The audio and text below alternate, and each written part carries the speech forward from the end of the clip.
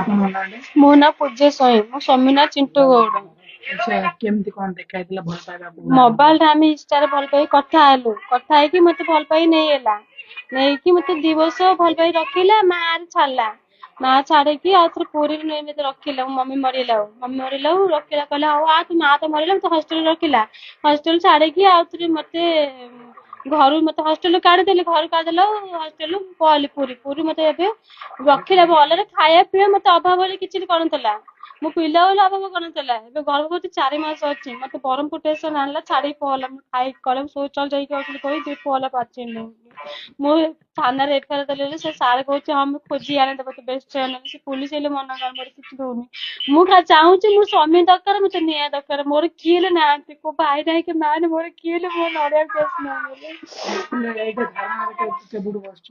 ମୁଁ କାଲିରେ ମତେ ସାର୍ ଆଣି ଛାଡି ବସିଛନ୍ତି, ମତେ ଖାଲି ଘର ଲୋକ ସବୁ କୁଆଡେ ଗଲେ ଆଙ୍କ ଗହନକୁ ମତେ ତାଲା ପକେଇ କୁଆଡେ ପଳେଇଥିଲି ମୁଁ ଜାଣିନି। ହେଲେ ତମେ ଆସିଲା ପରେ ଗଲେନି ନାଇଁ, ମୁଁ ଆଗରୁ ପଳେଇଥିଲି ତାଲା ପକେଇକି। ହେଲେ କୋଉଠି କେମିତି ଦେଖାଲା ପ୍ରଥମେ କୋଉଠି ଦେଖାଲା ଅନଲାଇନ ରେ ତ ଆପଣ ଭଲ ହଁ, ପାଇଲେ କିନ୍ତୁ ଅନଲାଇନ ଦେଖା ଆମ ଗାଁ ଯିଏ ଛତ୍ରପୁର ଦେଖା କରିବାକୁ ବୋଲି ଏମିତି କେତେ ମାସ ଥରେ, ଏମିତି ବର୍ଷ ଥରେ ଯିବା, ବେଶୀ ଦିନ ହେଲେ ଯିବା ନାହିଁ, କଥା ହବା ଖାଲି ଇଏ କରା।